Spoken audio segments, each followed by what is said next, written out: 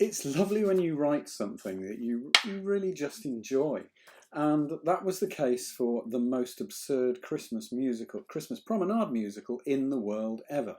And it was great that I could go off and watch it when different schools performed it, and they did.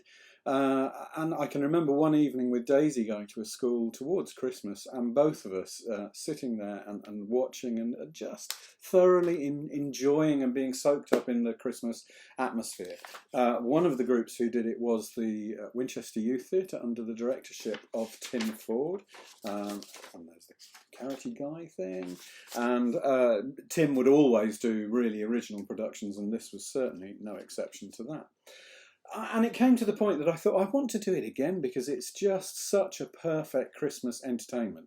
And there I am in 2005 watching my own production with my own children in it as well. It was really nice. And the story behind that is that Jame Holmes, who wrote the music, and wonderful music, and The Best Christmas Ever at the end is one of the great songs of all my musicals, I think. Really, really wonderful. And the very final song, which I noticed in Spamalot, they did a very similar thing. Not that they copied, probably so much influence was from Monty Python in this.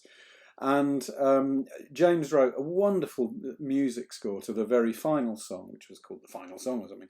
And he did the auditions for the people who were singing. Now, in my musicals, as you know, the best singing parts are not necessarily the best acting parts. So we separated it and we said these people need to be singers and these people need to be performers.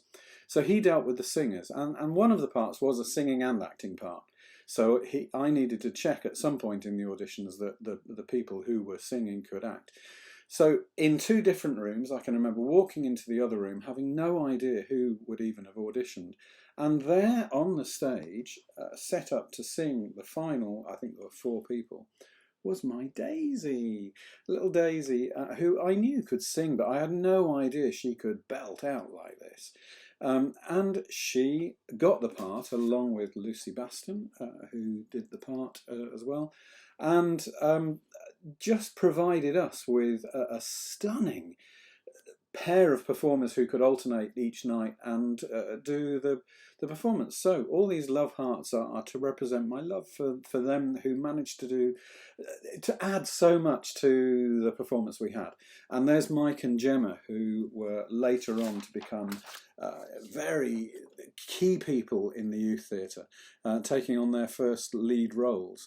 And Geraldine Badams there as the nanny with a bucket on her head when she was silenced by her daughter. Bianca is a girl who's been sent to save Christmas by her wonderful music and write a hit song, and she has to be, in order to protect her from the secret agents who are trying to find out who it is, she has to be hidden, and she's dressed up as a pantomime cow, so Daisy had to be the back end of a pantomime cow for some of the performance. And along the way they meet a carroty guy who's got the carrots for the reindeer. And that was Leon. Thank you, Leon. Great performance. And this gives you some idea of the beauty of the staging. I mean, that's the cast and the audience all around the edge. And then behind them would be, over here, a scene of a front room. So all the audience would converge and sit.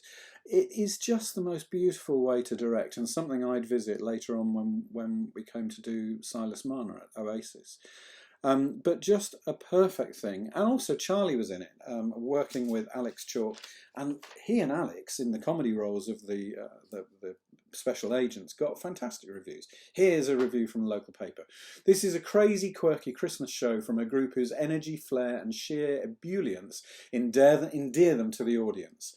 The infamous agents, superbly played by Alex Chalk and Charlie Farley Wheeler, fight with wet mops to prove their innocence. I love the wet mops thing, was wonderful because they would splash around with these wet mops and then the water from the mop heads would fly off into the audience. The audience absolutely loved it. And Bianca, played with great assurance by Lucy Baston on the night the reviewer came, was stunning. Enjoy this early Christmas treat. NODA, the National Operatic and Drama Association, came and said what a good, enjoyable evening it was. The comedy aspect of the special agents gave excellent performances, especially the very young Charlie Farley Wheeler, who was stunning as his agent. The Witch Fliss Bell, we often had people only from Oaklands performing in the youth theatre. It wasn't only open to Oaklands people, but Charlie came because he was my son and brought with him lots of his friends, which was really nice. But Fliss came from a youth theatre that Charlie had been involved in, and she added so much. What a singing voice she had. And she went on to be a singer afterwards.